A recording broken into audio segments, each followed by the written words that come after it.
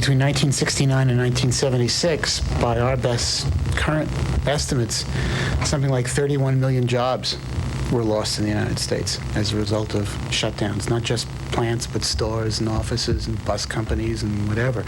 That turns out to be something like about 4.4 million jobs a year. In Pennsylvania alone, we count about 1.5 million jobs lost through shutdowns, closures, during that period, which means over 200,000 jobs a year.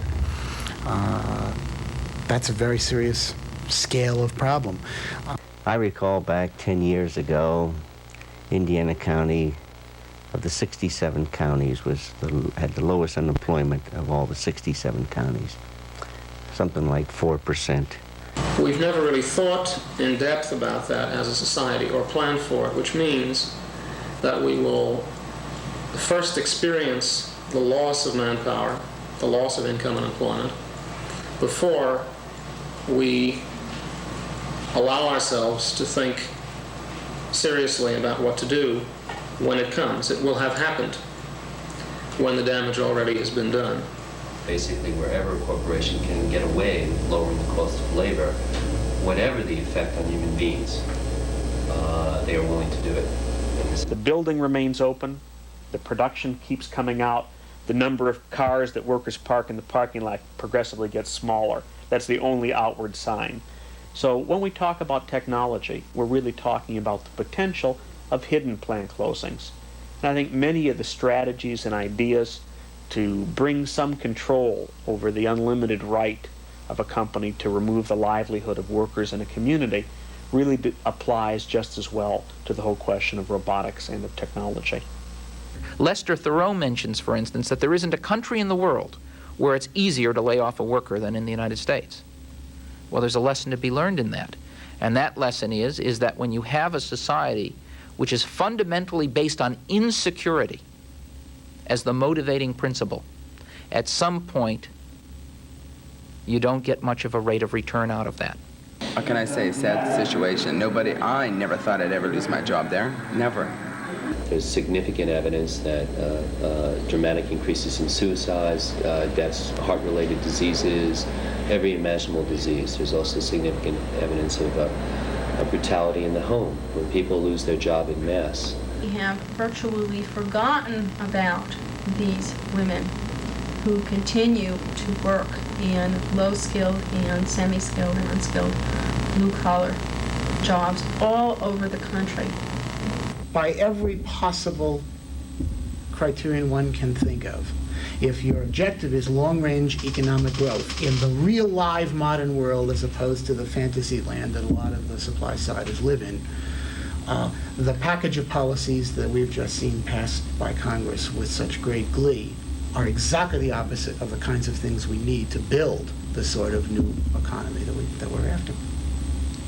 And that's very discouraging.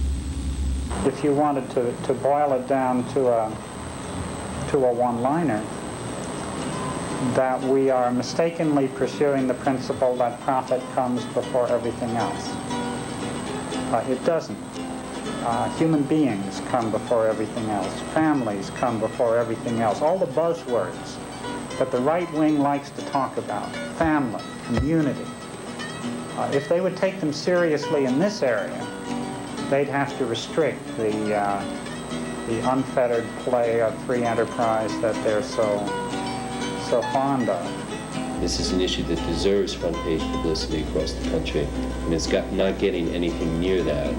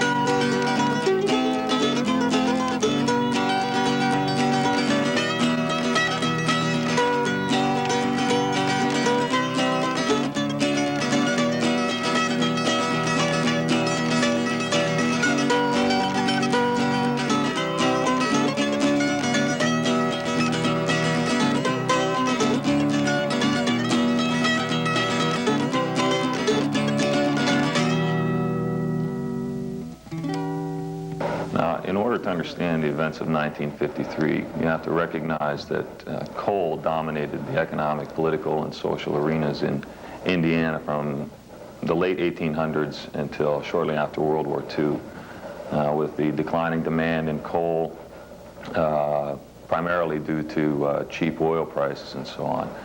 The employment situation in Indiana County around 1950 was rather bleak. Many people were being laid off from the mines due to automation and so on.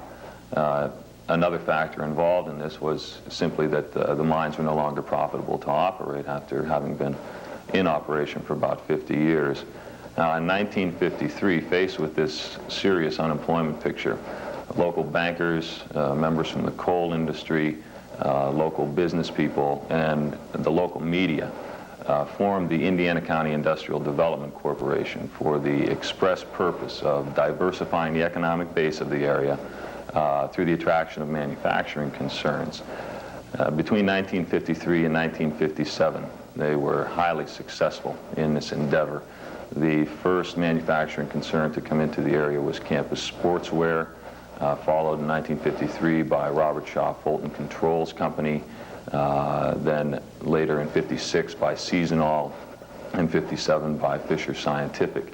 Now, in the case of Robert Shaw, the local media, along with this County Industrial Development Corporation, sponsored a fundraising drive in an attempt to garner both the financial support and the ideological support of the local citizenry.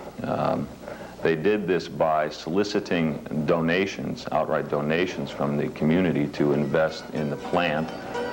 Also, they sold low-interest bonds at the local banks. They did manage to secure the amount of capital that was necessary to bring Robert Shaw into the area.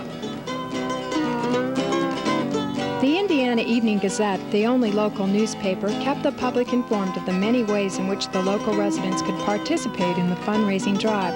Individuals could even phone in their pledges to make premium payments for what was billed as job insurance, home insurance, and property insurance. When rumors circulated that Robert Shaw would be simply given the new factory as a result of the fund drive, the Gazette was quick to say the money would remain with the community and that its investment would be doubled.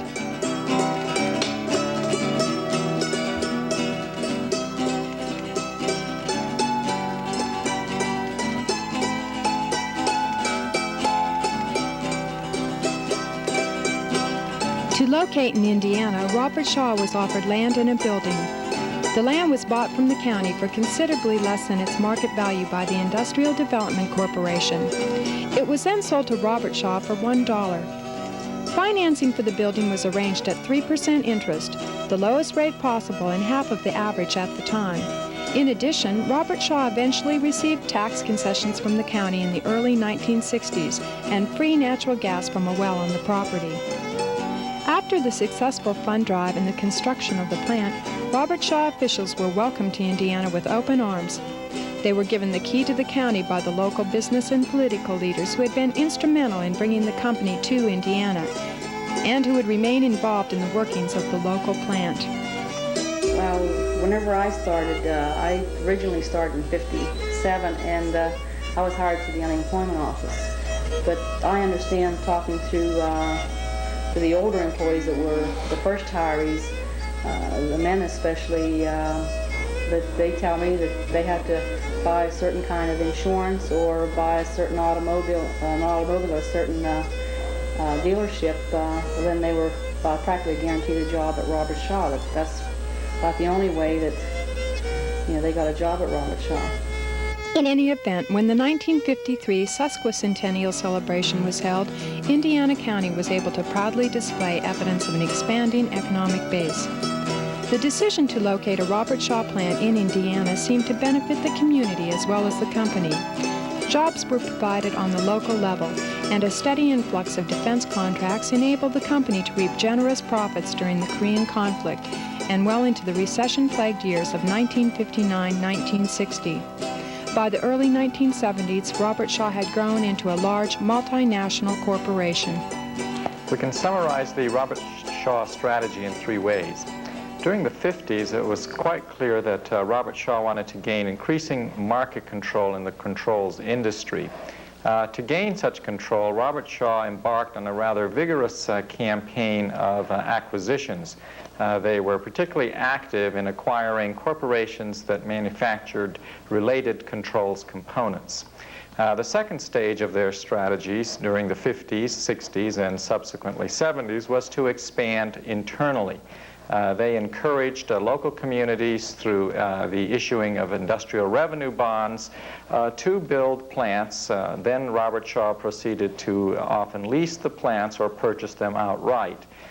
This expansion occurred not only in the Northeast but also California, and later, particularly in the 70s, when costs rose in the South and Southwest. The third aspect of the Robert Shaw strategy was to expand internationally. In the 50s and 60s, they embarked on a rather vigorous program of European expansions, both under co-license with European manufacturers and through wholly owned subsidiaries. In the 60s and 70s, when profit margins were squeezed, they tended to look more closely at low-wage areas such as Brazil and Mexico. In the late 1950s, the Indiana factory workers were represented by the United Mine Workers, and with the exception of a picket line organized by the United Steel Workers in 1962 on behalf of the clerical staff, relative labor peace characterized the Robert Shaw facility into the early 1970s. In 1966, the Robert Shaw workers, numbering about 80% women, voted in the International Union of Electrical Workers as their bargaining representative. Two very brief strikes in 1966 and 1972 caused the only disruptions in production in 15 years. Yet the growth of the corporation seemed to have a negative impact on the local plant. Look at the history of the labor management situation at Robert Shaw. I can't say it's been good. I like to say it's been good, being an officer and everything, but I think they were fairly good up until about 72, 73. And from that time, it seemed to go downhill. And I think it was because, the company was in a better position from that time on. They expanded into Hillsborough and Columbus, for instance, those two areas that made exactly the same controls that we did. Robert Shaw's expansion had definite implications for labor management relations. One of the things Robert Shaw sought to do was to expand by creating plants that produced comparable items. This system of parallel production strengthened the company's role in labor management relations. That meant that the company could, of course, threaten any union in the plants such as the Indiana, Hillsborough, or other comparable plants with removing production to other plants if the union did not meet management wage demands. That meant the company also could, of course, endure a strike in any of the plants that produced comparable items. Why do I think they're unfair?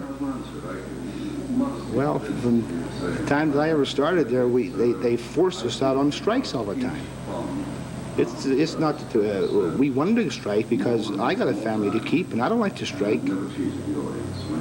And it costs you a lot of money. I've lost a lot of money there in the last 12, 15 years down there that I've worked.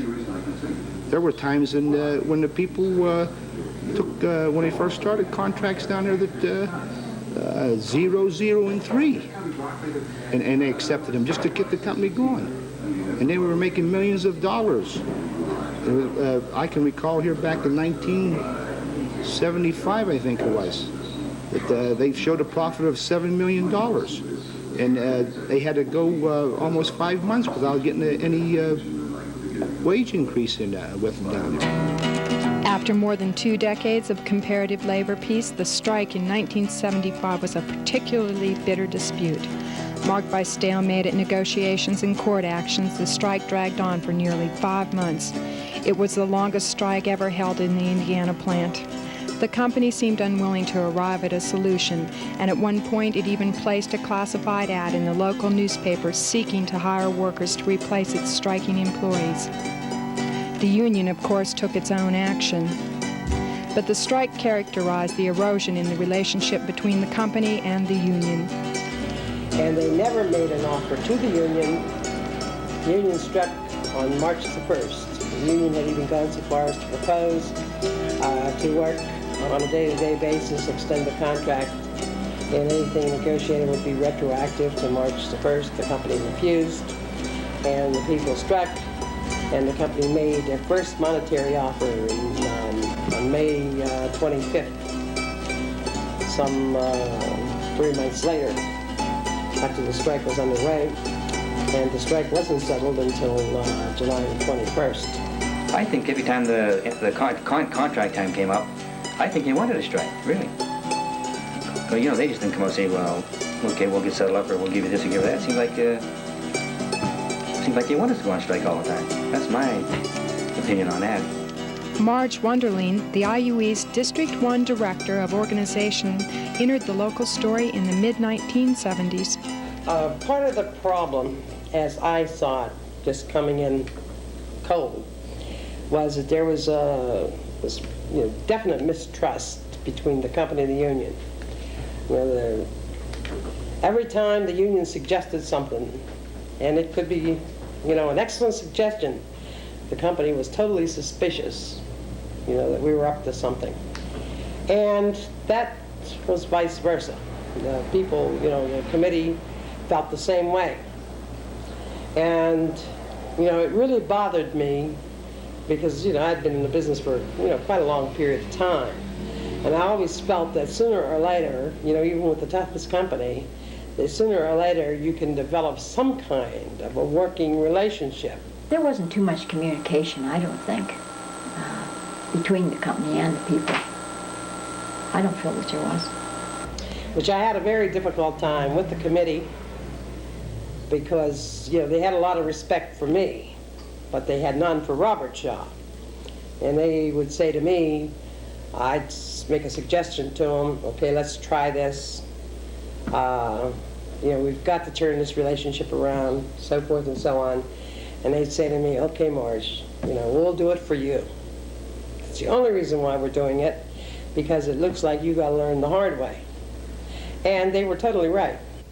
The shift in labor management relations, as well as increasingly evident divisions in the community, were highlighted by incidents in 1978, during which the company attempted to continue production while several employees were being overcome by fumes. It had to be about 10 below zero outside. And first thing in the morning, 7 o'clock, when we started to work, one corner of the plant, I think, was 42 degrees. And what happened there was they turned on all the fans, exhaust fans, and opened up the doors and that. And I believe that was a walk out there. They said if, the people were saying if there wasn't anything in here, then why were they trying to exhaust everything out of here and, it being 10 below zero outside.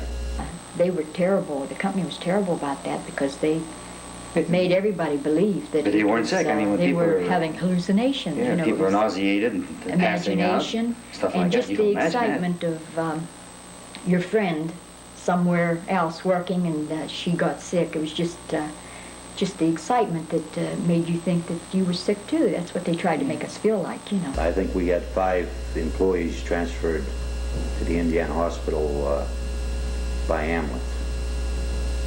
And for someone passing out, the only thing the Indiana hospital did was give them the EKG and X-ray. There was no blood samples taken at that time. The following morning, OSHA was called in, and they were there bright and early in the morning. And through a lot of argument and that with the hospital, they finally decided on they were going to take blood samples. And the blood samples were taken the following day. Now this is approximately in a neighborhood almost 24 hours after the fact. And of the employees that passed out, there was a very high level of carbon monoxide found in their blood. Why do you think the hospital was unwilling to give blood tests immediately? Well, it's a hard thing to say. You can have your own thoughts on it, and I have my thoughts on it, that the hospital is controlled by a former vice president and general manager of Indiana plant, and he's also used to be on the board of directors of Robert Shaw Corporation, and so he's the president of the board of the hospital, and I would say that he has some control over what goes on in that hospital. Even the doctors he hires that's in that hospital, I think that he would have some control over it. Later in 1978, when the 1975 contract expired, the union management relationship had not improved, and once again the employees found themselves on strike. Responding, Robert Shaw issued a threat it had used during negotiations, strike or no strike, since 1966. But this time it seemed more serious. In 1978 is when we had the 2-month strike, where they said, you either accept or we close the plant. I believe that they were talking about closing Indiana at that time, so that if we didn't accept, they were prepared to carry out their threat because they were going to close it sooner or later anyhow. A second aspect of Robert Shaw's expansion that impacts on the Indiana situation is the movement of plants south. Once Robert Shaw began to build controls manufacturing facilities in Georgia and Virginia, it's quite clear that they could use the threat of shutdown to more effectively manage labor management relationships in the Indiana plant and other high-cost plants such as New Stanton. I believe the biggest thing down through the years was always the threat of leaving. Even, you would just sign a contract or something, and during the course of that contract, they would get the word out through the people that, they're going to leave, or you'll never get another contract out of them. You always had that fear. The strike had continued for a month and a half before Robert Shaw made public its threat to close. Faced with the loss of their jobs, the workers had little choice but to accept the company's terms, and within 15 days the strike came to an end. But most likely, the fate of the Indiana plant had already been decided at corporate headquarters in Richmond, Virginia. There's very little indication that Robert Shaw saw the appliance control sector as a sector which merited new investment. There's also very little indication that Robert Shaw attempted to restructure the work process in plants such as Indiana and New Stanton. They simply didn't find it necessary, or I guess advantageous, to attempt to generate more worker productivity and to invest new types of capital in these existing plants. Well, a lot of the machines was old and hard to work with. And if you would run parts and they were bad, it was the machine, and then they always just didn't fix it, maybe just exactly the way it should have been. A lot of times you would have a lot of trouble with the parts. Mm-hmm. And but the machines were old, a lot of the machines. And as far as the building, you can see the last 10 years or so, they just fixed in the building what they had to, just to keep things going. They really didn't keep up the building, and it just didn't seem quite right, The inflation and economic stagnation that occurred during the 70s, particularly during the 74 and 75 period, proved to be particularly difficult for Robert Shaw. This period was one of the major tests for Ralph Thomas, who succeeded Arden as president of Robert Shaw. It was at this time that Thomas felt particular pressures from stockholders and creditors, in part because of Robert Shaw's declining return on assets, in part because of declining price-earning ratios. It was clear, or at least Thomas thought, that the company would have to become more effective in managing its resources. Consequently, he suggested that plant managers manage their inventories more tightly and also lay off both white and blue-collar workers and attempt to find other ways to cut costs. From a high of 1,200 workers in the mid-1970s, only 600 remained in January of 1980. In February, despite the union's best conciliatory efforts, a major department was moved from Indiana. And then on June 27th, 14 days after another layoff which left 347 workers, Robert Shaw announced it had made tentative plans to close the Indiana plant for consolidation purposes. It is interesting to note, however, that the so-called tentative announcement was made while Robert Shaw was seeking a long-term agreement at a nearby plant. Now, I have never, ever seen a company so full of subterfuge and dishonesty as Robert Shaw. Never.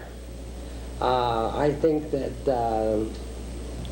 their whole approach on this plant closing, I think the whole thing was brutal. I think it was inhuman. They gave us the news the last day the people worked before a vacation shut down. They announced it in the plant about 11 o'clock in the morning. People are supposed to start a 2-week vacation. They did that using these people and playing with these people's lives to get an agreement at New Stanton. Yes, I would say that I think that that's how they got a 6-year agreement from the New Stanton plant, is because they used us to as against them so they could get an agreement from them. And then that's after they got the agreement from New Stanton, that's when they made it definite that they were going to close. It was no longer tenant. Then they just said that the plant was going to close. Yet, while the New Stanton story developed, Robert Shaw was keeping alive the possibility that Indiana might remain open if the union would make certain concessions. They wanted to take away the increase that they had given in January, the cost of living increase, and they wanted to take away the one that the people were supposed to get this September, which would have been a total of 45 cents. They wanted us to extend the contract for 1 year with no wage increase. In addition to that, they wanted mandatory overtime, which they did not have a problem with overtime. But they knew that the people were, totally opposed to. They just made an impossible offer. They wanted to change, so, there's always a big problem with temporary transfers in any plant. They wanted to change the temporary transfer clause in the contract, so that when we went to membership, we felt that the people should vote. We shouldn't permit the plant to close without the people voting. We had a follow-up meeting on this with a corporate executive from Richmond, Virginia, and this was at the Pittsburgh International Airport at the motel there. And he more or less was stressing the same things. And the union said to him then that, will this keep the doors open?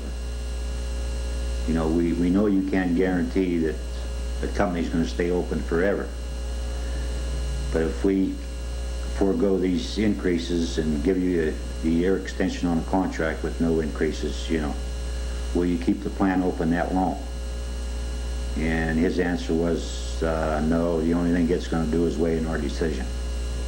So the people refused to vote. And Jim got up there and he tried. I got up there and I tried. Walt Cummings, the rep of the services of local, he got up there, he tried. No way. They absolutely refused to vote.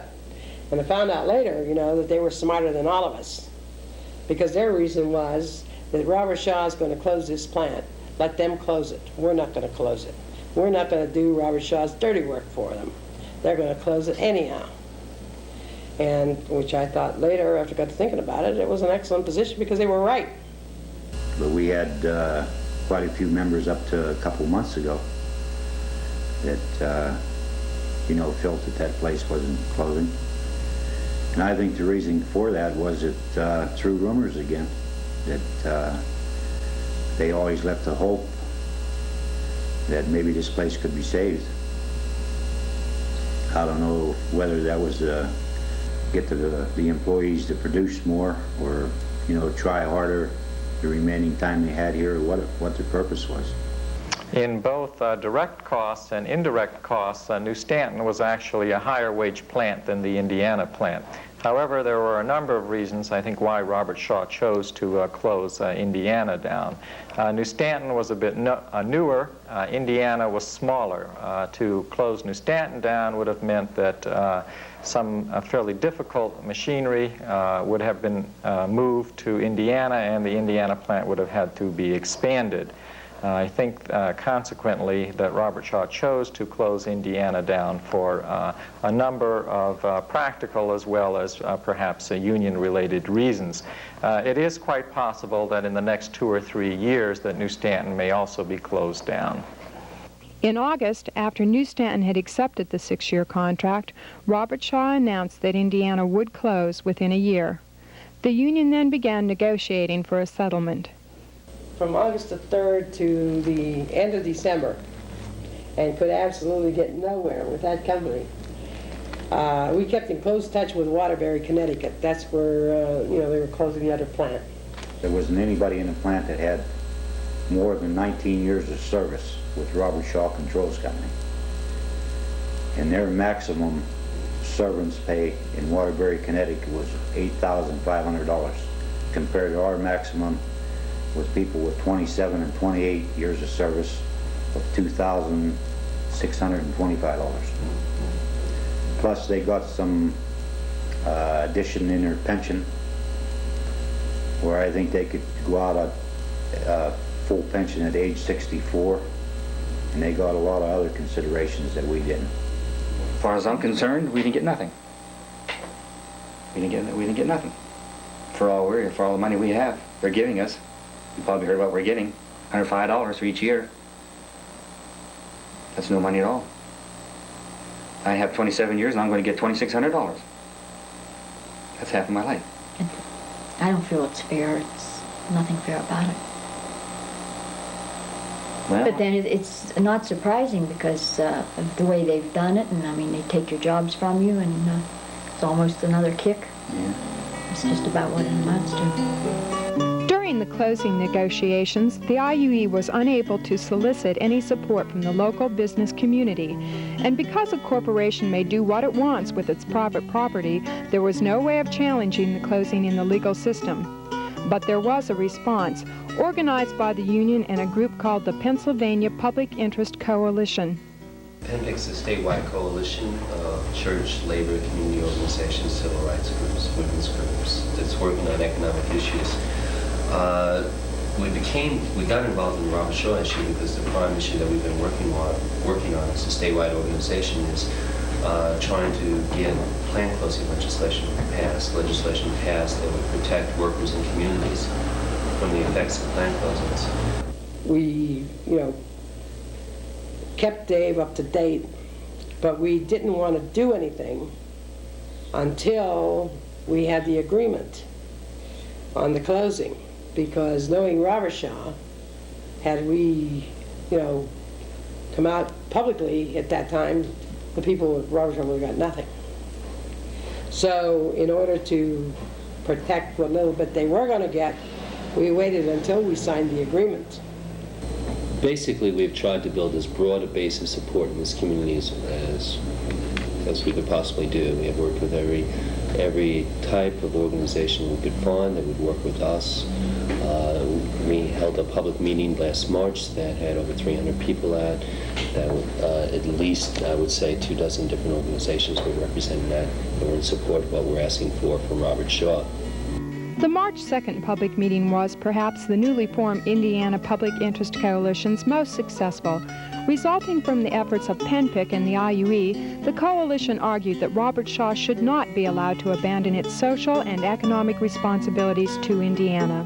Basically, in Indiana, what we've done with Robert Shaw is, since Robert Shaw got the land for $1 and other additional benefits, the low-cost financing and tax incentives, we believe that Robert Shaw should give the land equivalent back. So the community's got $1,000. If you count Robert Shaw employees at their maximum, 1,200, it's well over 25% of the manufacturing workforce in this county. They said no. Every time the question was asked, their answer was just a plain no. No explanation. No explanation. So then I made him another proposal. I said, okay. I said, you sell it.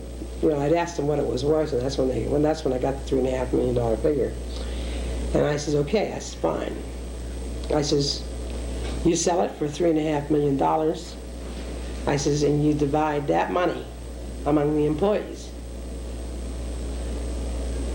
You gotta be joking, you gotta be goofy. So I said to him, I said, well, okay, take out your $450,001. I said, and then give the rest to the employees. And they wanted no part of anything. In fact, we even asked them that whenever they sold the building, that as a part of the contract with whoever they sold it to, that whoever buys it has to hire the Robert Shaw people. And they wouldn't even do that. And there's many other companies that have done that. But to me, Robert Shaw is totally out of line in trying to sell that plant for a couple, $3 million or more, because that plant belongs right here in Indiana. It belongs to the people of Indiana, because over those years, sure, our laboring people were able to make a living, but over all those years, that corporation made many, many hundreds of thousands of dollars and helped them, so they're not losing anything, and they could turn that over, and I'm sure tax breaks and everything else, they wouldn't be hurting at all. I think that I think that, for example, if Robert Shaw was not as arrogant as they are and simply gave the land and building back today, that we would have an employer for those 500 people tomorrow. Through its involvement in Indiana, Penpick was also hoping to generate support for proposed plant closing legislation in Pennsylvania. The bill, which is yet to be passed, would require that corporations closing profitable plants give 1 year's advance notice to allow workers and communities to prepare for shutdowns. Workers would be given 1 week's pay for each year worked on the basis that older workers have more difficulty in finding jobs. Third, the community would be paid a percentage of the annual wages of the affected workers for economic development and to maintain the tax base. And fourth, hospitalization and health benefits would be maintained for 6 months following a closing. A petition drive was undertaken to generate support for both the proposed legislation and the local demands. At a second public meeting in late May, local legislators were presented with the petitions containing 3,000 signatures. The effort, however, did not attract the attention of local and county officials. In situations like closing a plant or whatever it might be, that we have to start at the local level and get the local, if it's an Indiana borough, the mayor, the council involved, or if it's out in White Township, the supervisors. We have not gotten any support from either the county commission or borough leaders. In terms of government, the response has been almost non-existent. Then we go from there to the county level, and the commissioners and the industrial development group, the chamber, and all those. I think the commissioners could really do a little more than what they did. They didn't seem like they were fighting to keep the plant. And like the Chamber of Commerce, to me, I think there's something going on that they're not fighting more to hold that plant in there or trying to get a better industry in there. I think maybe there's something underneath that we don't know about. That's, you know, like I said before, I believe, you know, this community here is tied up. I don't believe anybody wants to make any waves. As far as, you know, the leaders of this community goes. In my opinion, they're getting pressure put on them by somebody to stay out of this thing. There's no question. That's where the strength has to come from, and that's at the level where I think that these problems are resolved. And I'm talking when I was a county commissioner, because I had 8 years of that, and I do know of the importance that I had in playing in certain little areas, even in getting new industry here. So if I can get it here as a county official, I think that if they leave, I have to be a part of the blame for them leaving. The issue seems clear. Robert Shaw is the one that's closing this plant. You are either on the side that Robert Shaw can close this plant with no restrictions on their behavior at all, or you're on the side of protecting people. And I think that the politicians should be judged on that. As it became obvious that local decision makers would, through non-response, allow the export of jobs from Indiana, the coalition was unable to generate substantial support in other areas for other reasons. Did you get involved at all with trying to keep the plant open? No, not really. I suppose I should have, but I'm just being a little disgusted. Once a company says they're going to do something, especially a big company like Robert Shaw, and once they make an announcement, there's no way that they're ever going to renege, and there's no way nobody is going to say to them what they're going to do to them. So I don't know why so many people were taking the sides of Robert Shaw and on their side and not with the people that work here. I don't know. I wonder if they would feel that way if it wasn't a union and just people that work. You know, if it doesn't hurt your own paycheck, you're not going to cry. And if it doesn't involve you, that's true. You figure, the heck with it. It has it's to not come me. close. You know, I used to. It sounded kind of funny, but I thought you was talking about that Youngstown Sheet and Tube on Youngstown High closing down.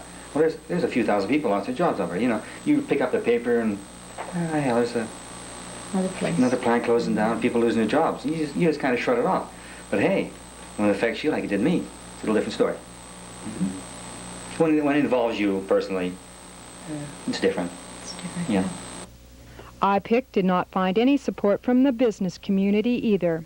Stony silence was maintained on the issue until Robert Hamilton, the chairperson of the Industrial Development Authority and a senior member of the Chamber of Commerce, responded to a reporter's question about the May 2nd meeting. Some people are demanding that Robert Shaw donate their building to Indiana. Does that make sense? Will that encourage other industry to come to our community? Is that fair?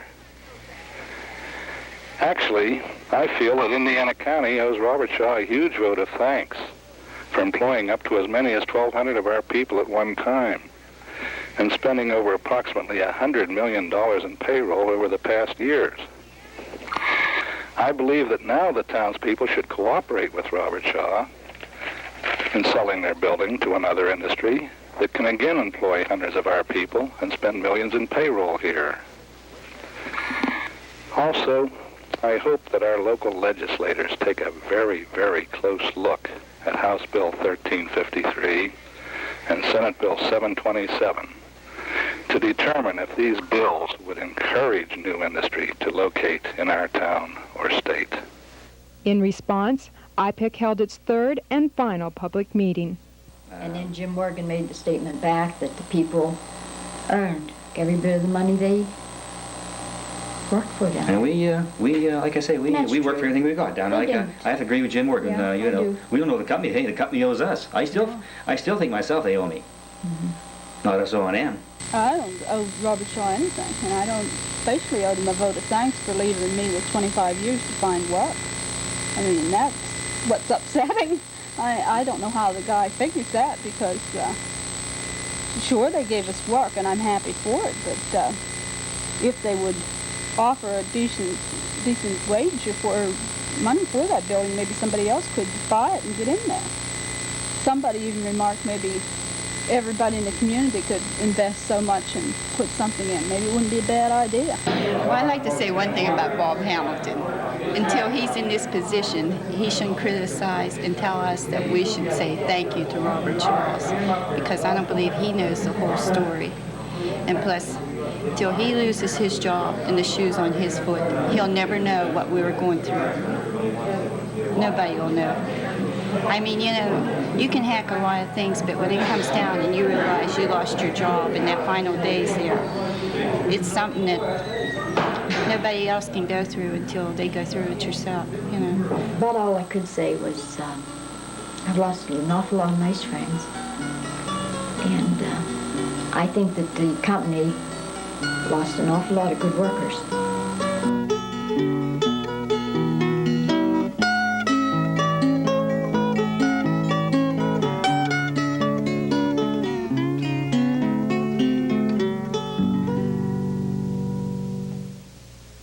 The Robert Shaw plant is closing today for good. This is the last day for the employees at Robert Shaw. What do you think about that? I really don't know a whole lot about it. I'm not involved with that in any way. Doesn't really, I don't know much of it. It doesn't really change my life or anything like that. Well, it's not very good for the community, and I think someone should get involved in seeing that someone else is put into the plant for the benefit of the whole downtown Indiana and the rest of Indiana. I guess some people are going to be out of some money. That's about it. I'm glad it's not me. Well, I don't think anything should close down like that unless they prepare for jobs elsewhere for employees. It's a damn shame, really. I don't understand why, except I'm sure the economic situation is pretty bad.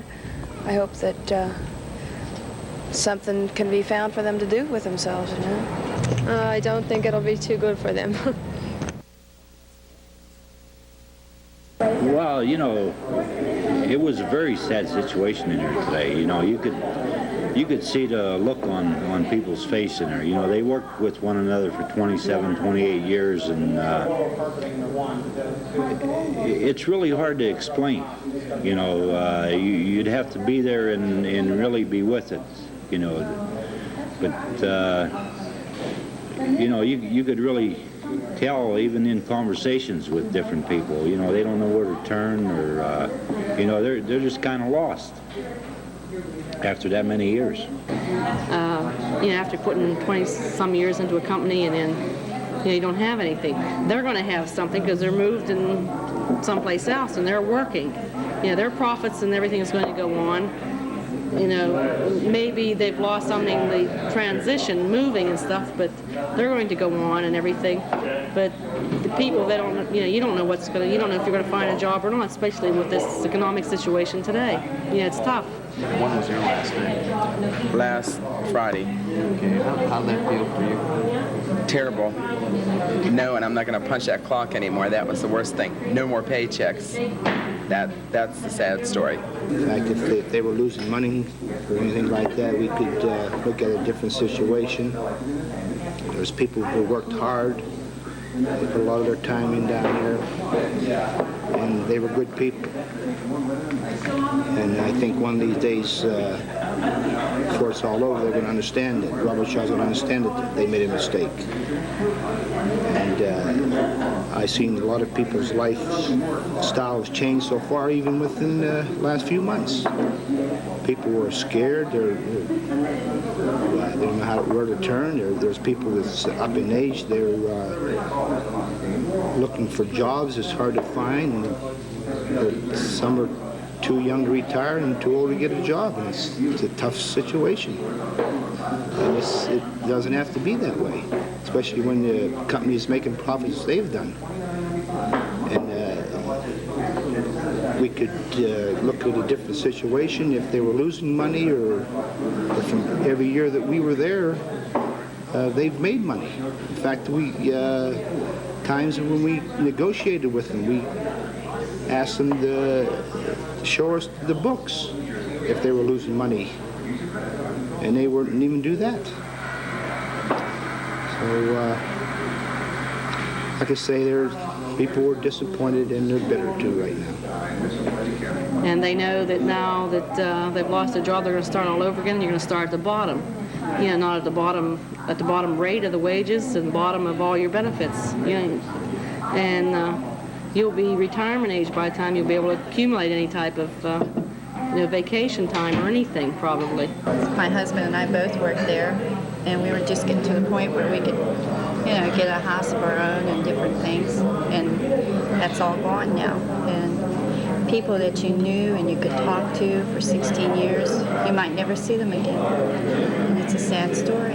It's just a shame, because after 18 and a half years I have over there, well, I have no idea whatsoever where I'm going to look for a job. None at all. It's rough. Jobs are hard to find now. Yeah. Are you planning to look for a job? Not right away, but eventually I'll have to. I have a son to raise, and I have to worry about him. I have to find something. How old's your son? 6. Does he understand what's going on? In a way, I've talked to him a lot of times. Like, there's things he wants that he got before, but now I just can't do it. You mentioned you had a family. Do you have any kids? Yes, I have 2 children. What's their ages? I have a boy who's 12. I have a little girl who's 7. Do they understand what's going on with the plant? Yes, I think they do. What do they feel about it, or how do you tell them? It's tough. My little girl especially, she tells me she prays every night that I would get a job, which I know she does too. and it's a little boy. He has a little confidence in me. He knows that I can go get a job someplace. He said, I'm not lazy.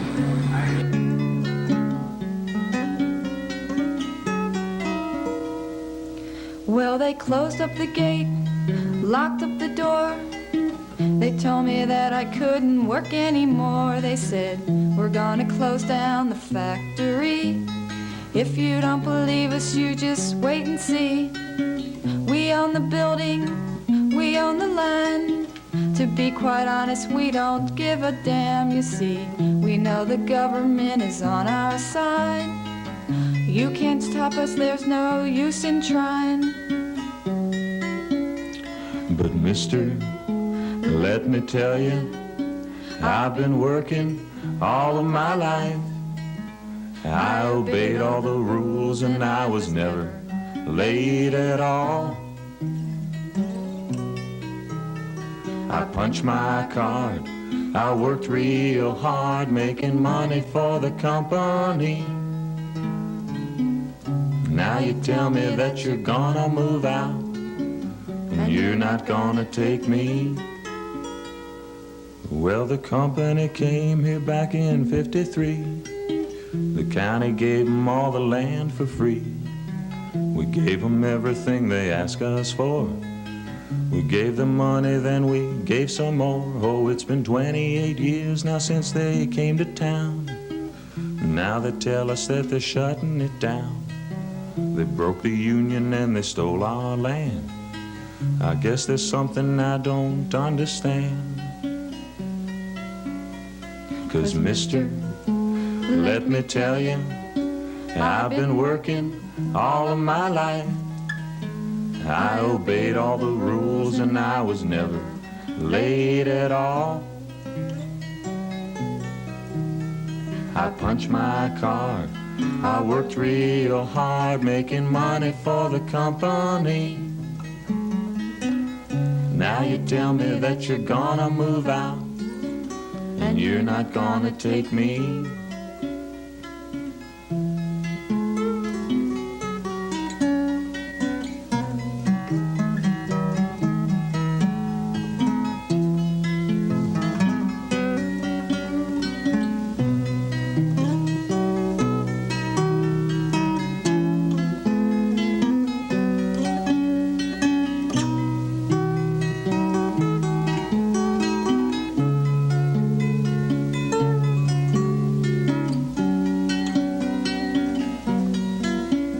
I said, mister, let me tell you, I've been working all of my life. I obeyed all the rules and I was never late at all. I punched my card, I worked real hard, making money for the company. Now you tell me that you're gonna move out, and you're not gonna take me.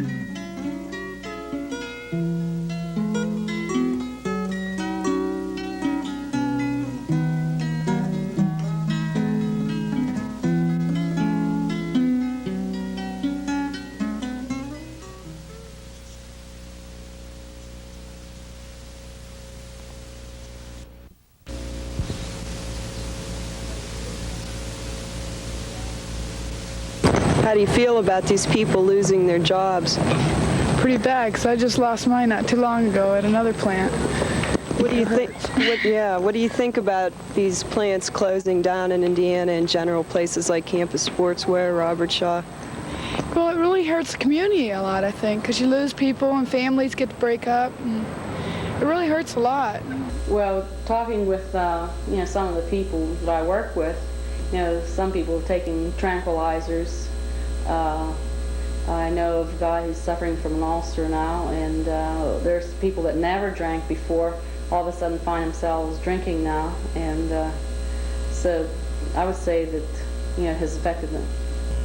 We have some cases here that employees laid off within the past year that had nervous breakdowns, a few heart attacks, stomach ulcers, and you know, in medical opinions, it's all related to the plant closing. And, you know, the worry of what lies in store for tomorrow. There was one supervisor passed away. Of course, his family had a History of heart. hereditary heart trouble, but he was from Clymer, and I felt that probably the strain and the stress and worrying where he would be getting a job. At his age, he was I think he had about 5 years before he would retire. And I think And I think it was too much for him to handle with his condition that he did have anyway. I think the plant closing he did died have something to do with it. Died of a heart attack. Christmas Eve. Christmas Eve. All of the major health problems associated with loss, the stress of loss, are most typical of this phenomenon and include depression and aggressive behavior, especially among people that are close to oneself, so that the suicide and homicide rates typically go up fairly quickly in a community involved in such losses. Also, you get a great deal of tension associated with fear, with anxiety. When you first begin to see loss, people become frightened of further losses. And this takes an effect in cardiovascular mortality, in stroke, and in heart disease mortality. And finally, you find a group of health problems associated with behavioral risks, such as cigarette smoking or overuse of alcohol. In the overuse of alcohol case, of course, we have cirrhosis of liver mortality, which increases within 2 or 3 years after a recessional period. So there's a very broad array of illnesses and causes of death which respond to it. The principle behind much of it is that what usually is responsible for lengthening of the lifespan is the standard of living, and whenever the standard of living is harmed, the lifespan is also harmed. I think it's going to be, you know, a very sad situation. In fact, we're already to that point where we have employees laid off from 1978 that haven't found work around the area and have even left the state. They're still unemployed. The other major form of stress involves losses of meaning and losses of people. And this is a very typical reaction among many people to loss of work. What work itself tends to mean for many people is a way of belonging to the society, a way of understanding their own value, their own worth, both for themselves and to other people. People identify us very often by our occupations. We identify ourselves by what we do, so to speak. And we plan our lives accordingly, and we see political situations, and we see our culture and our religious life very often by these same kinds of considerations. Who am I and what do I do in life? Well, you know, you think about it, you can't help thinking about it.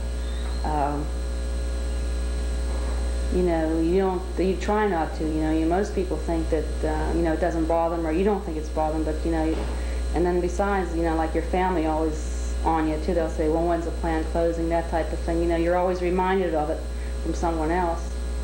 And you take down like now, the people are just in maybe about 5 years from retirement age, and then people like my age, 50, 55. Now, where are those kind of people going to get a job? 55 years old. True. Some 60? Now, where's those kind of people going to get a job? And there's the younger people want to work, but like I say, they'll probably want to wind up on the relief rolls. They don't want to, but that's the way it looks like. The other problem is that for a large number of the people who do become unemployed because of plant closings, there is a tendency for them not to move from lower productivity jobs to higher productivity jobs, but from higher productivity jobs to ones that are much lower. You have people who leave a job in the auto industry and find their next job is working at McDonald's.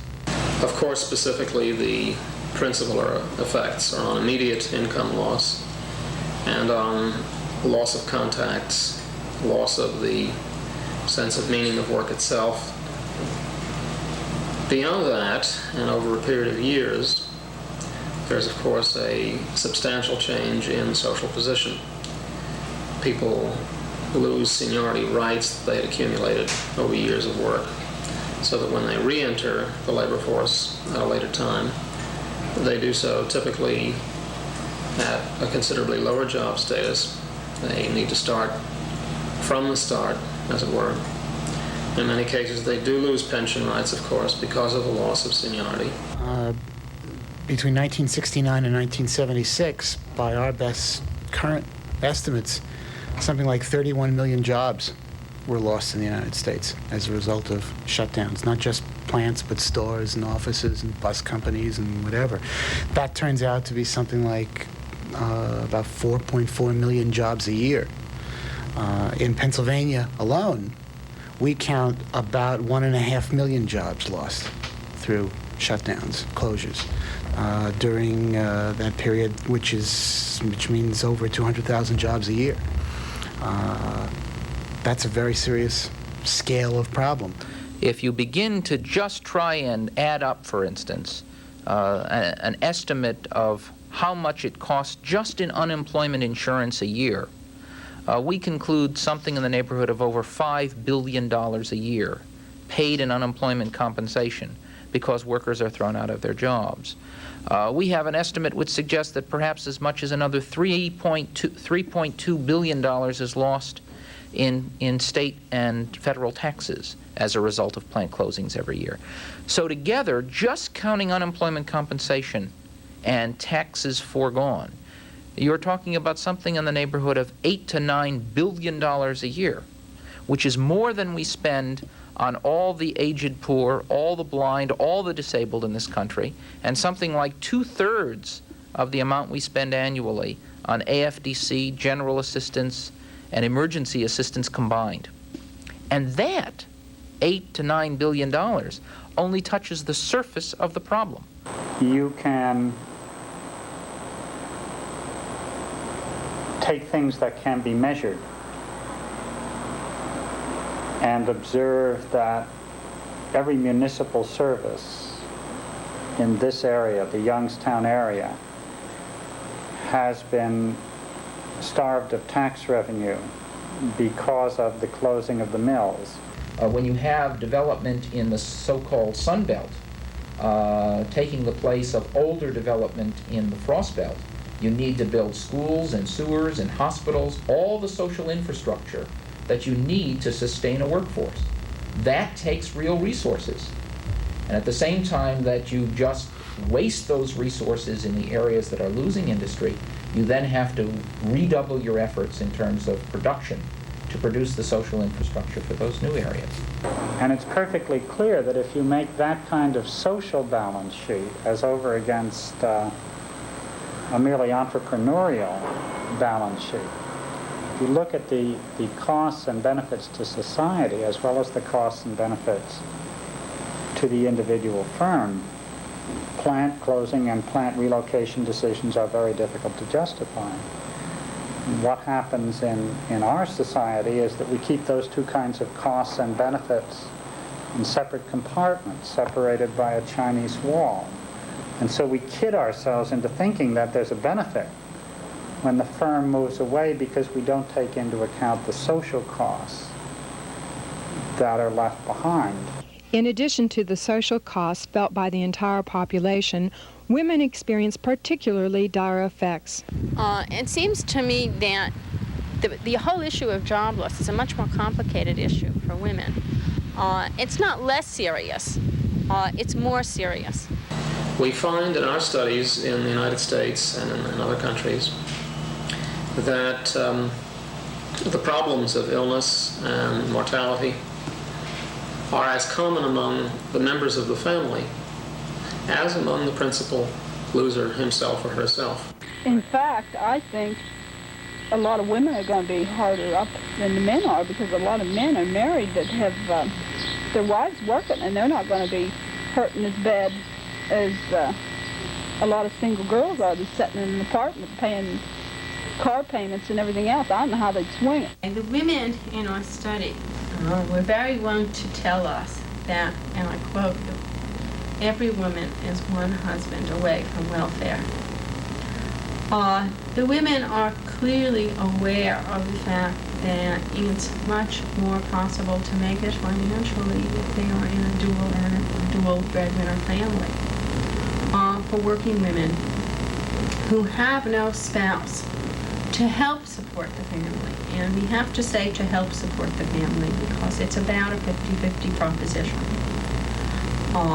The economic consequences are much worse.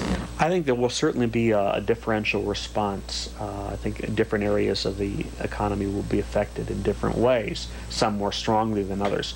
In particular, women in the clerical sector, I think, will be dramatically affected by the use of new technology. But also many small light industries that have traditionally had a high proportion of women workers have really been exempt from forms of automation, both because of their size or because of the fact that the women workers in these industries earned a much lower wage. But with the introduction of a very flexible technology, which is becoming increasingly less expensive to use and to operate, women could be sharply affected in small industries as well. So I think women in particular, starting from a less advantageous position in the workforce, could suffer real damage in key parts of the economy. Well, when you add up all the pieces of this puzzle together, the impact on the tax base in the community, the displacement of workers in seemingly unrelated industries 1,000 miles away, the decline in people's take-home pay when they get reemployed, and put all that together, even quite without before thinking about the problems of family stress and child beating and all the rest of that social pathology, you've got a mess on your hands. Why do you think the plant is closing? Partly due to the economy, I suppose.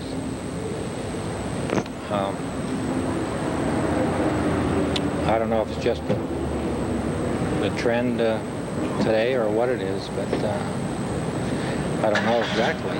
The major impetus to the what we like to call in our work this hypermobility of capital, this frenetic search for new places to squeeze out more profit, to find cheaper labor, to move into new markets. The greatest source of pressure for that is undoubtedly the increasing intensity of world competition. Do you have any idea why this might be going on? Yeah, the economy of the country is awful. Worse all the time.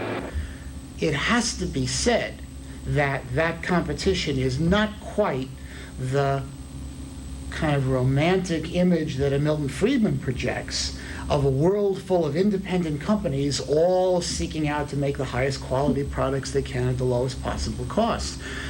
To a very great extent, the growth of our foreign competition has been financed, and where it hasn't been financed, it's been politically sheltered by us. The growth in world competition has been in part facilitated by U.S. firms exporting labor-saving technology to other countries. Likewise, by investing in foreign firms, U.S. businesses have been able to continue operations during domestic labor disputes by shifting production or purchasing products through foreign subsidiaries. There are some devastating examples of this in the electronics business. In fact, for a period of more than 50 years, American companies like Westinghouse and General Electric have been investing in the electronics industry in Japan. And during periods in American history where, for example, there were major strikes in the United States, as for example in 1969 when there was a major strike by United Electrical Workers against the General Electric Company, GE would turn to the companies in Japan which it had invested in to obtain sources of equipment that it couldn't get from its American plants because its American plants were on strike. But what we're seeing today is the internationalization of production. So computers and telecommunications become the vehicle to decentralize production to lower wage areas around the world and to areas where unions are more tightly controlled. The introduction of new technology will likewise have a dramatic effect on the future of international competition. Firms who adopt it will be in a position to produce and market products anywhere in the world. The World Car is a good example. So the Ford Motor Company, for example, has a new computer center in Dearborn, Michigan, $10 million computer center. During the day, 5,000 engineers across the United States plug into that computer. When it's at night in Dearborn, Michigan, Ford engineers in Germany, France, England, and Spain plug into that same computer. For all practical purposes, these engineers are sitting in the same room. Ford management commissioned the German engineers, for example, to design the engine on the Ford Escort. American engineers designed the transmission, working in tandem at the same time. That's a level of integration that's unprecedented. And we see the same in terms of manufacturing. The Ford Escort, which is probably the first truly world car, has parts that come from 17 countries around the world. All manual transaxles, for example, come from Japan on the Escort. The steering gear comes from England. The brakes from Brazil. There's a wide variety of decentralization of production. The danger is that this decentralization can be used not only to erode jobs, but also as a lever against the union. It is quite appropriate for them to try to go abroad even more than they used to seek out even cheaper labor than they did before. That doesn't mean that that's necessarily going to promote economic growth in the United States if the development is abroad. And it doesn't necessarily, even more importantly, I think, mean that it's going to redound to the benefit of American workers. So that it's very, very problematical as to whether very rapid capital mobility leads to an increase in productivity or perhaps just the opposite. It will often lead to an increase in profits in terms of private corporations, but it's not at all clear from a social accounting perspective whether in fact it leads to higher or lower productivity, higher or lower efficiency. Do you have any idea why the plant is closing? Do you have an opinion on why it might be closing? I guess they're not making much money there, as much of an investment as they wish. Robert Shaw certainly could have kept the Indiana plant open and continued to make profits, not only in the Indiana plant, but also in the corporation in general. We have to remember, however, that American corporations not only want to make profits, but are particularly concerned with particular level of profits. The reality of it is that there's a certain pressure on the corporate community to increase their rate of return every year. So where 10% may have been good 3 years ago, 15, 18% is necessary now. But then in addition to that, you have the conglomerate mentality, both in conglomerates and in companies like United States Steel, which have not been taken over by conglomerates. And that conglomerate mentality is to be unconcerned about what business you're investing in, and to be even less concerned about what locations you're investing in, and to be concerned only with the level of profit. What did the company say the reasons were for the closing? Well, actually, they said that it was strictly for consolidation purposes. Our tax system is structured in a way that compels American corporations to generate a rather high rate of return. Investors achieve major tax breaks from stocks that appreciate rapidly. This puts incredible pressure on corporations to grow rapidly so that the stock will become more valuable. This, of course, puts companies such as Robert Shaw, which have been rather conservative in management strategy, at something of a disadvantage, and put a lot of pressure on Robert Shaw to expand acquisitions and to phase out lower profit plants. So you think if he would have done a better job, the plant might still be staying open? Or do you think Robert Shaw was going to close it anyway? I'd say it's a combination of different things. I would say maybe a combination of poor management and maybe the plant's service purpose. We have to continually raise questions about management capabilities or lack of capabilities in considering situations such as Robert Shaw. I think it's an oversimplification simply to tie the Robert Shaw shutdown to union pressures for high wages. It seems quite clear that Robert Shaw management was not sensitive enough to changes in the controls market, particularly in the use of solid-state electronics in devices such as microwave ovens. So I think we must ask questions about the appropriateness and farsightedness of management strategies. Political systems have the potential to either facilitate or discourage the movement of capital. On the other hand, federal government tax policy may in fact have a significant effect on capital mobility, and its effect will be to increase it. The recent passage by Congress of the Reagan tax cuts include accelerated depreciation, which will, for all intents and purposes, eliminate the corporation income tax in this country. But its immediate impact will be to make it much more profitable for firms to write off their capital and to then invest in new capital in order to get the tax advantages that you get by that kind of investment.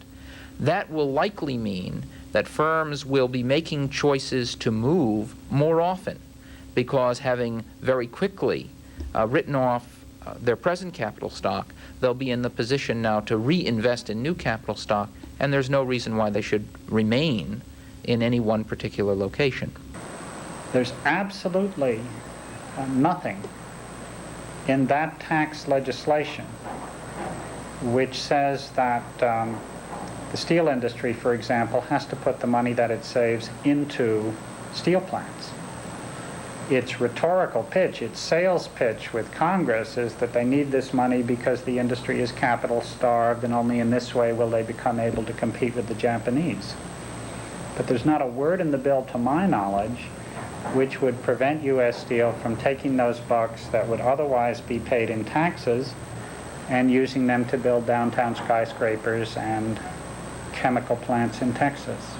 We also know, for instance, that the cuts in the capital gains taxation will probably lead to an increase in smaller businesses and middle-sized businesses selling out to conglomerates.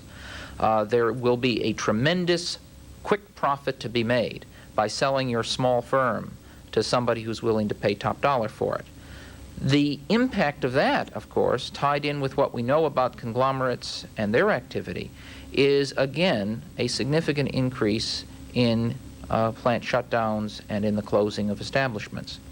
So to the extent that we have moved to the right in terms of conservative political activity, and to the extent that that has induced major changes in tax policy, basically to subsidize the rich without giving any benefit to lower income families, the corporation income tax, the changes in the corporation income tax should likely lead to increased capital mobility and the sad consequences of that. The executive and legislative branches are responsible for designing and implementing laws, but the judicial branch also plays a powerful role through its interpretation of those laws. Well, there was a catastrophic decision on June 22nd, a 7-2 decision of the Supreme Court of the United States, which had to do with the issue whether under the National Labor Relations Act a company is required to bargain with the representative of its employees about the decision partially to close a plant. What the Supreme Court said was that the Congress had not intended, when passing the NLRA, to make unions equal partners in that kind of decision. And there's a second aspect of that decision that just infuriates me. The court says, well, just because you don't have the right under the law, you can still obtain it through collective bargaining. But the problem is that unless a subject is a so-called mandatory issue of collective bargaining under the National Labor Relations Act, then if a union holds out for a demand in that area and strikes over it, it's an unfair labor practice strike. It's unlikely now that court decisions can be relied upon to serve the interests of workers in the wake of this decision. And the amazing thing about it right now, a company don't have to give you one red cent on a plant closing. They're not obligated in any way, unless you have something in your contract to protect you.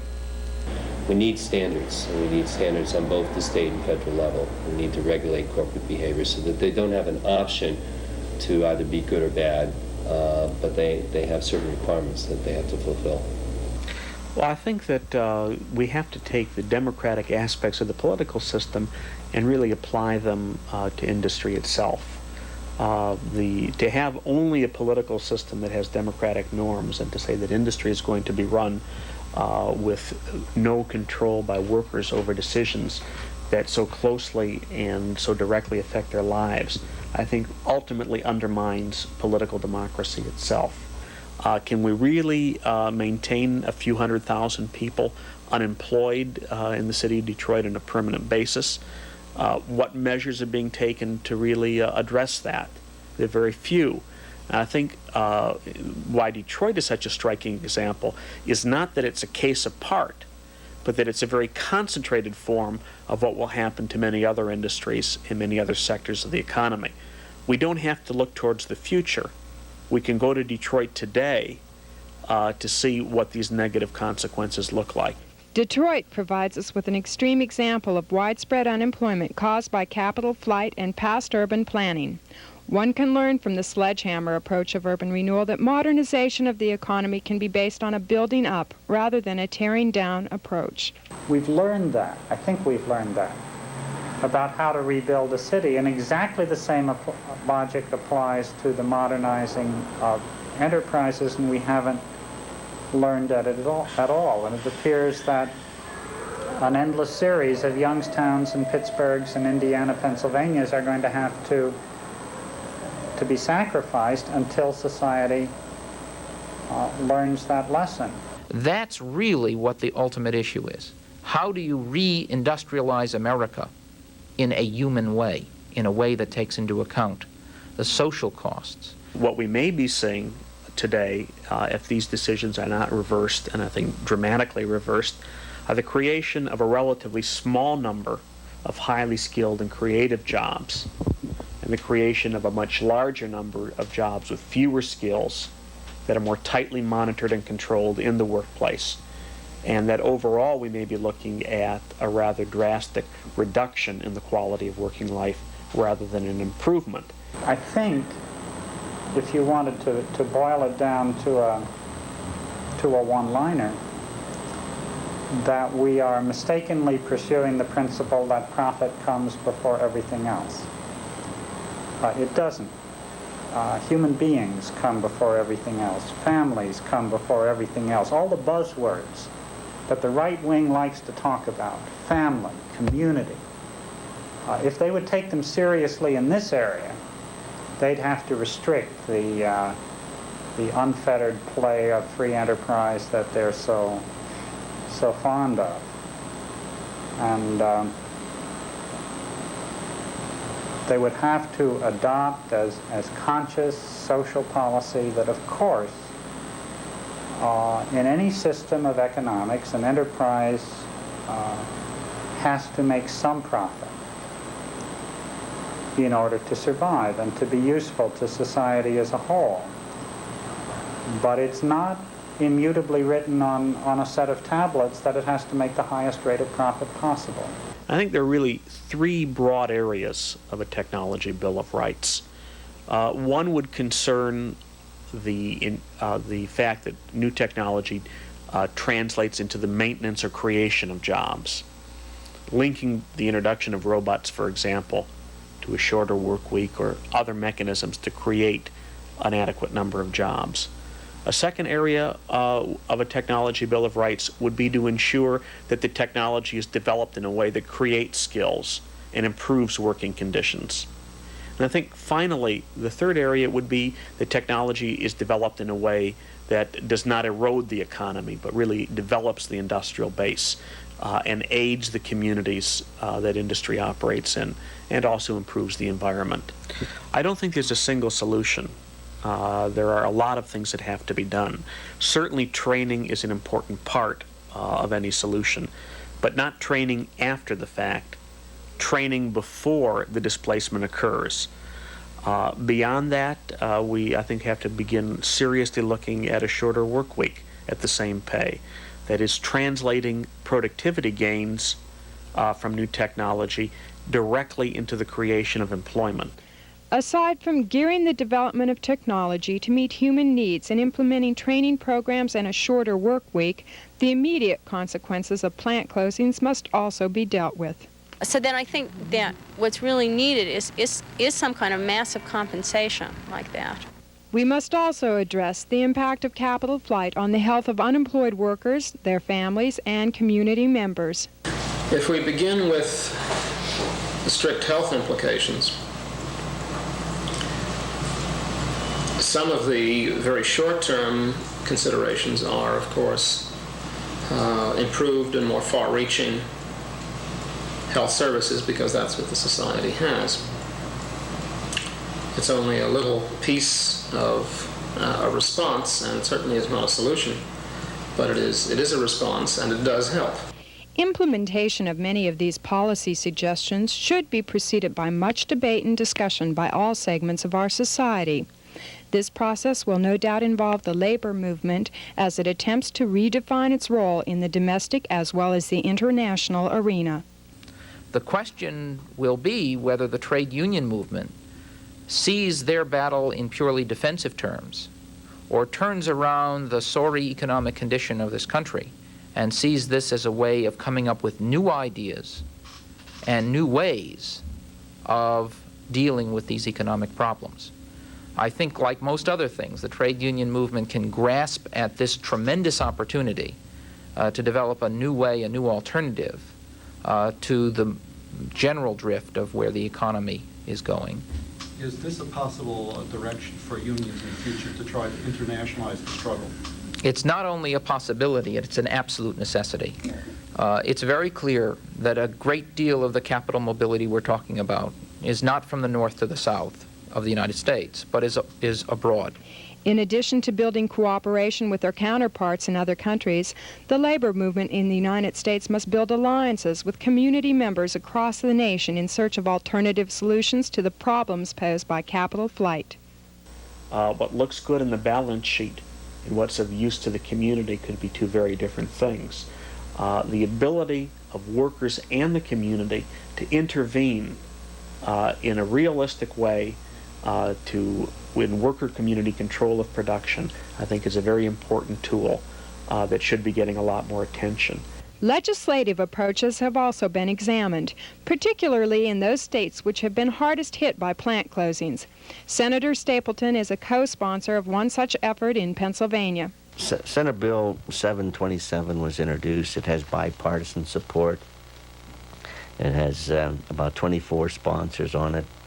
And this might be the first step in trying to protect jobs in Pennsvania. And I'm not just talking about in Indiana here, but we're talking about for the whole state of Pennsylvania. I don't think it's a problem that can be solved on a local basis. I think it's a national thing, and I think our politicians and legislators and so forth are the people that should be doing something about the thing.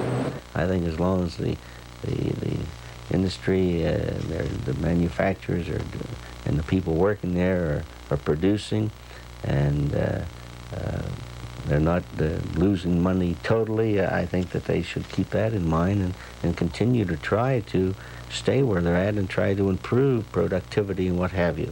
There should be a requirement that before such a decision is made, that information be produced to a public body, so that the company would have to justify a plant closing just as it has to justify a discharge. After all, plant closings end the work life of many persons. So why should there not be a necessity to show just cause for a plant closing, just as a company has to show just cause for the discharge of an individual worker? You know, I don't think any good politician can just let that go by without looking at it seriously and say, hey, wait a minute, there's something wrong. And it's time that we waken up, and it's time we do something about it. Very clearly we have an energy problem. Very clearly we have a mass transit problem. Very clearly we have a land-based transportation problem. Very clearly we have a health problem in this country.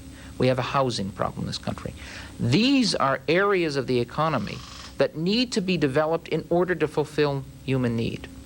But the important thing about any economy, of course, is that in the filling of that human need, in the actual production of more housing, of better health care, of new transit systems, we would create the kinds of jobs and the numbers of jobs that could put America back to work. That is the way to build a full employment economy. And if it's done with some democratic planning, it can be done in such a way as to minimize the social costs of displacement of families and communities. Well, that's here we go again. We're going to have a little more legislation that protects the workers and not just the companies. We need some laws that protects the people that work in these plants for these big corporations, so they can't just pull out.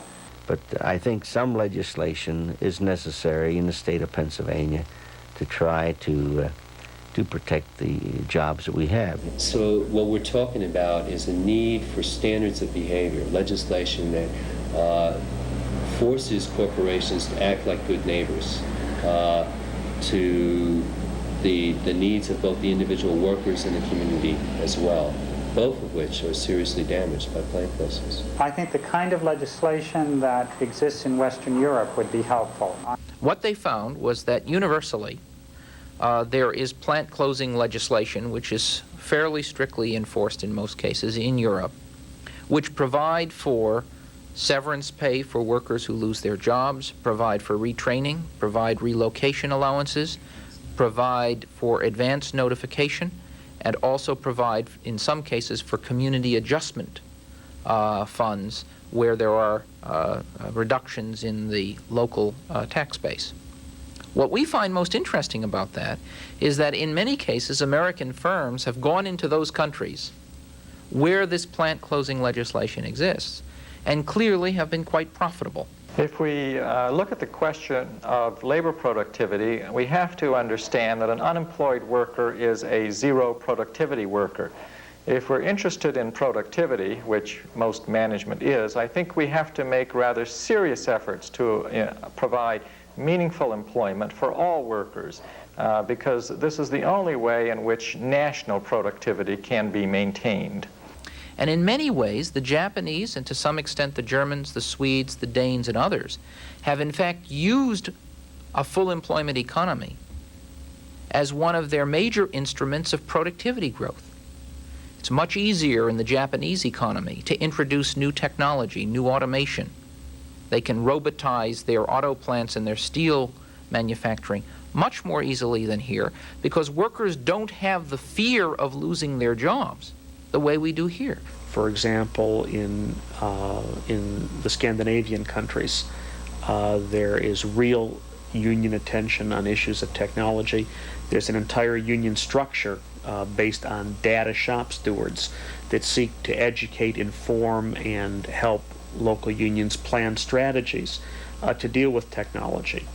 In England, there's the whole experience with Lucas Aerospace, where workers in a high technology industry making components for jet aircraft developed a very sophisticated and workable plan to build products of use to the community. Workers at Lucas said, we have a right to a job and we have a right to build socially useful products. I think it was a very dramatic gesture and a very reasonable one also. You make it, we'll make it, somebody will make it, but if the particular product line is not viable anymore, or for other reasons, is not something we want to continue, let's ask a wholly different kind of question, which is, with this kind of plant and equipment, what other kinds of things can we make? We can develop the technology in the direction of increased worker autonomy, or we can develop the technology in the direction of increased managerial authority.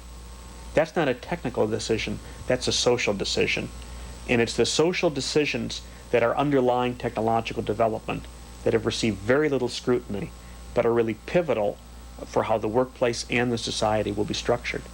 The much more important factor operating in other countries is what appears to be a social commitment to full employment and to greater economic security. Fiat has been trying to lay off 14,000 auto workers in their Turin plant for 2.5 years. The government, under pressure from the trade union movement and from a broad-based popular front, has kept Fiat from making those layoffs. In this country, of course, we've just seen literally hundreds and hundreds of thousands of auto workers lose their jobs in an industry which is certainly, while in trouble, in no worse trouble than Fiat is. The supply-side approach to unemployment, on the other hand, is characterized by a fervent belief in the trickle-down theory and the unregulated movement of the invisible hand. Nevertheless, the Lucas example has a domestic counterpart found in the Detroit Alliance for a Rational Economy. Composed of several hundred Detroit residents, DARE supported the efforts of City Council member Ken Cockrell to find an alternative to the policies of Mayor Coleman Young and the business leaders of the city, particularly in opposing a tax abatement for General Motors' Poletown plant. The folks at DARE in Detroit are doing something like this now in Detroit. They're asking in some of the auto plants that are in the process of being rationalized and shut down, what other kinds of heavy, very profitable, durable equipment might be produced in those plants. That's a very exciting direction to go. In response to this problem, a plan called Rational Reindustrialization was developed to create 100,000 well-paid, secure industrial jobs in Detroit. This goal would be achieved by a phased implementation of a program to convert idle production capacity to the manufacture of energy hardware for the oil, gas, and coal gasification industries. Public worker enterprises as well as private business would be involved in the project. It requires even more research than the other kind of question, but it's a very, very important question, and it goes without saying that there's nothing in the normal private sector way of doing business in the United States that would lead necessarily to asking those kinds of questions. It's often cheaper to dump a steel mill than to think about converting it to making something else. If, on the other hand, you can get someone to build the plant for you, as the United States government built United States Steel's plant in Provo, Utah during World War II, why then of course you'd rather have a brand new facility on the shores of Lake Erie and shut down every living thing you've got in Pittsburgh. The Tri-State Conference on Steel, which involves labor, church, and community groups, worried that the plight of Youngstown might be the future of the Pittsburgh area.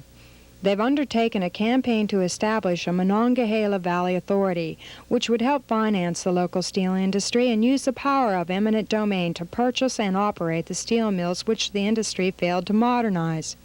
This process would increase productivity, safety, and profitability, and if publicly owned, would use its profits for labor-intensive social services, which would provide jobs and improve lives. In a sense, new technology is like a time bomb. When it's ticking, it's very easy to ignore the fact that there's a danger. If in years to come, in response to plant shutdowns, the establishment finds workers sitting in and occupying factories or demanding public ownership of factories, the establishment has no one to blame but itself because it's left them no other alternative. I said, mister, let me tell you, I've been working all of my life. I obeyed all the rules and I was never late at all. I punched my card, I worked real hard, making money for the company. Now you tell me that you're gonna move out, and you're not gonna take me.